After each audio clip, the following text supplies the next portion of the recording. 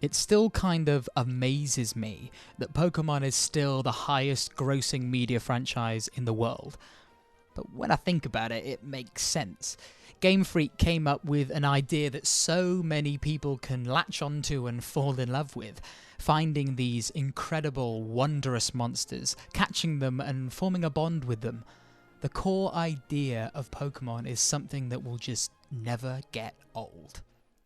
But you can have the best idea in the world, but if it's not executed well, it's gonna fail. And it's a real testament to the Pokémon games that they so successfully drew people into this fantasy world.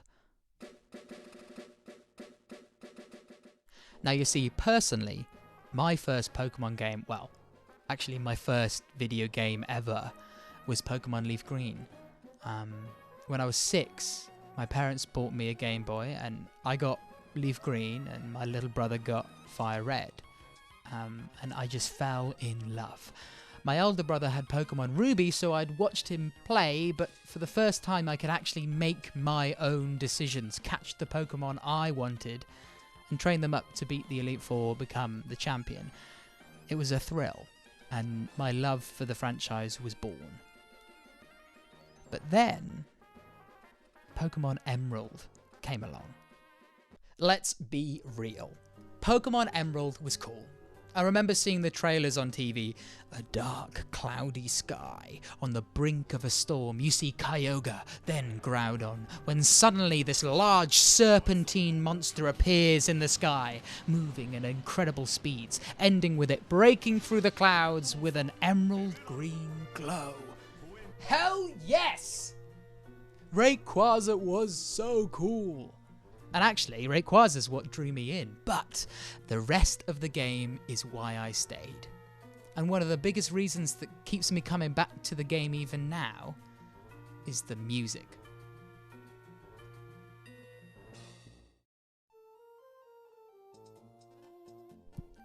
Now, Pokemon games are JRPGs, so that stands for Japanese Role-Playing Game. Now, what's interesting is that JRPG isn't just a genre of game, but also a genre of music. JRPGs conform to this idea of geographic and situation-based music. What's that? Oh, you don't believe me? Well, here's a book. It's called Music in the Role-Playing Game, Heroes and Harmonies, and this part is written by Dr. Tim Summers, a lecturer in video game music, talking about this core idea. Japanese RPGs musically conform to a core concept of musical placement. In this general pattern, an RPG game score primarily consists of 8 loops, each attached to a particular type of location or game state. Location-based cues, all of which occur during the player's exploration of the game world, include a castle, a town, a field, and dungeon, orally indicating the nature and relative safety of each setting. Game state cues tied to a type of situation rather than a specific location include music for the introductory title screen, the end of the game, the standard combat state, and the final battle. Thanks, Tim. This basically says that there is a musical language that all JRPGs use. It's ingrained into their very being. Now, obviously, most JRPGs have a lot more than just 8 loops, but the idea is that even in a soundtrack with a large amount of tracks, you can separate them into these 8 loops that Tim lays out here. Number 1, the castle. This is a safe place for the character to rest, prepare, and sort through their inventory. Number 2, the town. This is a friendly place in the game world that allows the player to walk around, interacting with the NPCs, buying items, getting quests. Number 3, the field.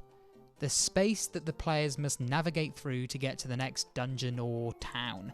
This is a place of adventure, with dangers, yes, but an emphasis on looking ahead, journeying to the next location. Number 4, the dungeon. Now, this is the core place of action that the game has to offer. This is where the player will be tested and challenged on the things that they have learned up to this point. These areas are in general where the core gameplay sections are. Number 5, the introductory title screen. That's self-explanatory. Number 6, end of the game. Now, I would also argue that you could potentially group the game over music or sound cue in with this group. Number 7, the standard combat state. This is music indicating battle, not restricted to the fields or dungeons, but mainly found in these two areas. And finally, number 8, the final battle. A battle or situation filled with gravitas that the player has worked up to. All of this gives the player information orally. It uses the music to indicate the safety or danger of a particular place, the goal and intention of an area, or even just an affirmation of victory. This is what makes JRPGs like Pokémon, in my personal opinion, so beautiful and engaging. Not only do you become familiar with the game's physical world, the maps, its art style, but over the course of playing, you also, whether consciously or subconsciously, begin to understand its sound world.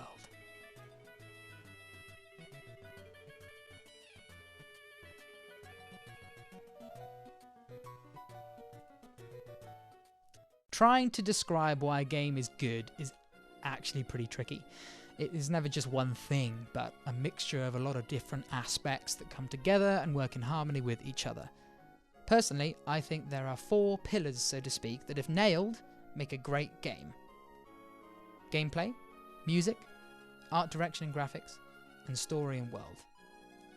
See, you can have a game that has brilliant gameplay, smooth controls that are responsive and feel good to use, but if you're using these controls to explore an uninspired and boring world and story, you ain't gonna want to play. If the music and sound direction isn't good, snappy, catchy, atmospheric, then that layer of subconscious feedback is missing, and the game isn't going to feel satisfying or engaging. Now, art direction and graphics, that's a tricky one, because good graphics don't make a good game, but I do think that a focused art direction is important. Video games are mainly a site-based form of entertainment, so if what you see is boring and bland, that's detrimental to the player's engagement of your game. So basically what I'm trying to say is the music of a game is extremely important in creating a connection between the player and the game. We've explored how JRPGs have music in their DNA, and I've just sort of rambled about how music is one of these core pillars to a good game. So, now, how does this apply to Pokémon Emerald? I hear you ask so nicely. Well, let's dive in.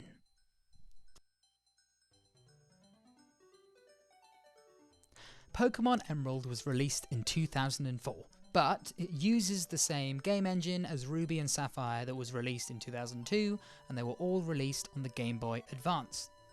The Game Boy Advance lacked a dedicated sound chip, but its CPU was actually designed to support integrated sound generation, so this meant that it could only have 6 channels. So a maximum of 6 separate sounds could be played at the same time, and this was all chiptune. Now, I think that this is actually what makes Gen 3's music, specifically the Hoenn games, so good and memorable to me. Like, it's often said that constraints are good. They provide a focus and challenge that spurs people on to be creative to achieve their goal, and you can see this in these soundtracks. Chiptune is not the most flexible sound in the world. You can do quite a lot with it, but it's always going to sound synthetic, slightly buzzy. Yes, you can simulate different sounds to an extent, some piano, maybe some strings, a bit of horn, but even then, you've only got 6 channels, so that means you can't have a huge orchestral score playing. You have to be very intentional with what you use and when you use it. However, this is the hot take of the day, this inherently makes the game world have musical cohesion. No matter where you are in Emerald, every track has that through line, that connection to each other. The chiptune binds the soundtrack together into its own distinct sound world. Ruby, Sapphire and Emerald, they're known for their horns. They're such a unique sound that instantly place you in Hoenn, and this is totally a decision made by the composers. I apologise, I don't want to attempt the names because I will probably butcher them, so I'm going to put them on the screen. There they are.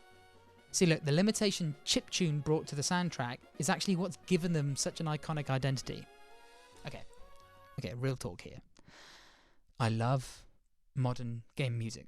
And the fact that video games now have these huge overtures performed by orchestras, it's amazing. I don't want to get rid of that. I just think that sometimes a game will sacrifice its musical identity for just a bigger orchestra or bigger arrangement. And I find that quite sad, because bigger is not always better. A good example of this is the Halo franchise. Like, Halo is probably my favourite franchise of all time. And the music is a huge part of that. And the original trilogy has such a distinct sound world that Marty O'Donnell and Michael Salvatore created. The choirs, the monk chants, the mixture of techno and orchestral sounds weaving in between each other. It had an identity. That's what Halo sounds like. But then Halo 4 and 5 come along and they try and do something completely different. And they're really good soundtracks in their own right. But they strayed from that identity, meaning that sonically, they just feel isolated from the main franchise. I'm sorry for that little Halo tangent. I'm a big fan, so I might make a video on it. I don't know. Who knows? Emerald also excels in using the 8 groups of loops. 8 groups of loops. That's quite fun. Emerald also excels in using the 8 groups of loops that we explored earlier. The Pokémon Center has this extremely iconic jingle that instantly puts you at ease, as you know you're in a safe place, you're in the castle. The same can be also said for the Pokemon. And then each town has its own track that just emphasises its personality. Slateport City with its energetic bells, its mixture of bouncy chorus and then its smooth laid-back verses, perfectly encapsulating this bustling market town right next to the luscious beach. Pacific City, its soothing melodies played over that waltzing bass line makes you feel like you're on the ocean, moving up and down with the waves. And then Little Root Town, that warm, cosy sound of home. And then all the different route tracks, the field, so to speak. They inspire you to journey on to the next town. The ever-present horns rallying you and your Pokemon together, accompanying you on this epic journey. Then the subdued, creepy cave music in Granite Cave and Rust Earth Tunnel, and the fiery path, putting you on edge as you move through the dungeon full of trainers, Pokemon, obstacles. Then you got Team Magma and Aqua's hideout theme that just exudes this feeling of a sleazy criminal, with the funk of that bass driving you through just to take down the bad guys. Look, I could sit here and go through every single track, but then this video would be really long, and you get the point. Look, it's all there, and it serves a purpose, whilst also just sounding really, really good. And look, I think I knew this, but I just never really picked up on it, is the fact that the different class of trainers all have different jingles when they spot you. Like, it makes sense, and it's obvious when you think about it, but it's also such a nice detail that just fleshes out the world even more.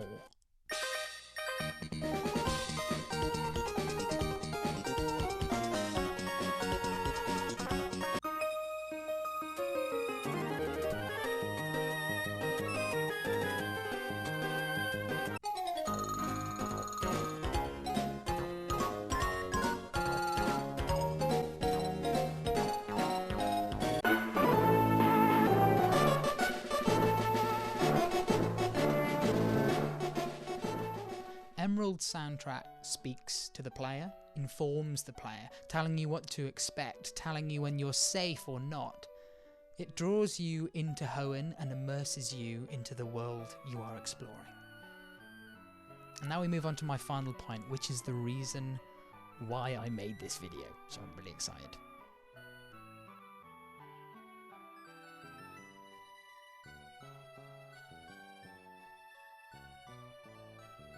A common complaint about Pokemon is the repetitive nature of wild Pokemon battles.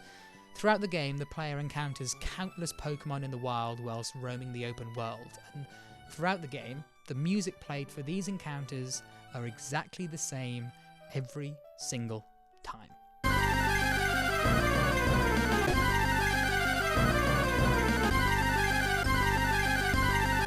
And encounters like this, they're a trope of JRPGs, and they're meant to be exciting, but the repetition means that when you listen to it for, the 5th, 20th, 100th time in a row, it gets quite frustrating, which I think for the case of Pokemon sometimes seems to be the point. They're trying to slow down your progress and challenge you, making just moving from town to town something that demands player engagement. Look, every single person who's played Pokemon knows that descending Scalyc riff at the start of these encounters, and it's just been cemented into everyone's brain. And that's cool because it means that we know when a wild Pokemon battle has started just purely from the musical cue. But there are a few times where this is different, and every single time it gives me goosebumps. See, Pokemon Emerald has a big emphasis on Hoenn's legendary trio. You've got Groudon, Kyogre, and Rayquaza. And they are integral to the story and are intertwined with the history of the world of Hoenn itself. Now, in Emerald, you can actually find all three of these Pokemon, but I'm going to be focusing on Rayquaza here specifically. But these points apply to all of these encounters. But, you know, I'm talking about Emerald, so I'm going to talk about Rayquaza. So, instead of Rayquaza jumping out at you in the middle of the road, the player has to find it in Sky Pillar. Now, this is a dungeon that requires the player to own a specific bike for them to complete. The player ascends Sky Pillar, climbing higher and higher into the sky. Upon arriving at the top, they see Rayquaza sitting there on the overworld, ready to be approached. The player can see the legendary beast towering over them, showing us for the first time its real size and scale. As soon as the battle starts, the music plays. But this music is different to the encounter music that has been used so frequently for the rest of the game.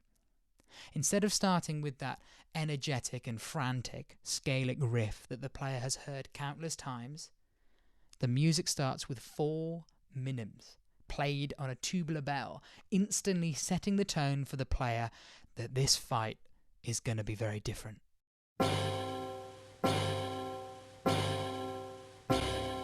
Then the drums come in, playing a semi-quaver ostinato that gives drive to the music, simulating the grandeur and power of this colossal Pokemon.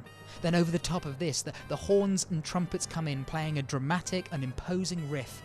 It sounds like a siren, warning the player that this legendary beast is to be feared. This music is such a stark contrast from the usual encounter music, and through this change alone, the game has audibly informed us that this battle is not only important, but also extremely unique.